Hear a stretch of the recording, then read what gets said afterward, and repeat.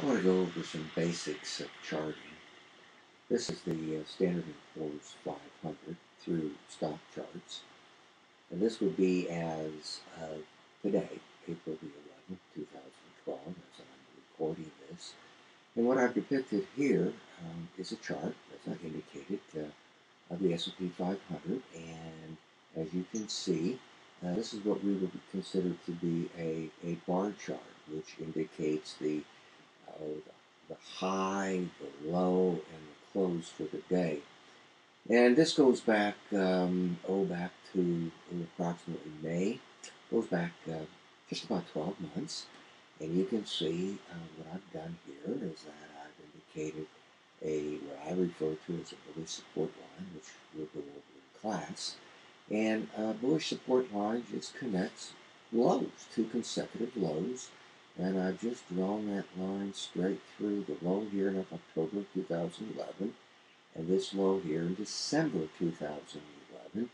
And you can see that this particular low was held by this support line in the latter part of December, and you can see in March, but lo and behold, as we enter the latter part of March, first part of April of 2012, that green line, support line, did not hold up. So we would refer to this as a bullish support line, whereby the price did indeed penetrate the bullish support line in the beginning of April. And that definitely is significance. Something else that I want to indicate to you on the chart.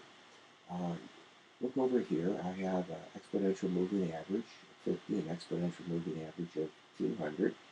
And really, from a technical standpoint, when the 50 is below the 200, as it did here August of 2011, that's an indication that there's a downward bias to prices. And once again, when the 50 moves above the 200, there would be an upside bias to prices. Not always exact, but that once again is just kind of an indication on how one can use exponential moving averages. On the top part of the chart here, it's referred to as full stochastics, and it's an indication of momentum. It's an indication of when an index or a stock becomes overvalued or undervalued. More specifically, since we're talking about momentum, it's an indication of when an index, in this case, becomes oversold or overbought. And what I've indicated here with the circles would be areas where it becomes extremely oversold. Like once again in August of last year, November of last year, and where we currently are.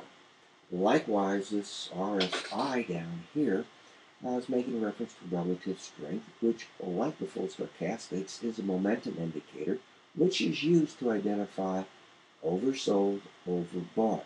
So as we indicated up here, when we get down into this range, down into that 40 range, it's definitely oversold. When we get into that 80 range and turns down, it's definitely overbought. Likewise, when we look at the demarcation of relative strength, when we get down to this particular area here, into that 30 area, very oversold, and we get into that 70 area up here of relative strength, it's overbought. And once again, you can kind of just see how it can be utilized to indicate if the market has been in an advancing stage. When it reaches these overbought areas, we might have some short-term price weaknesses. So that's really kind of what I wanted to simply illustrate and take you through.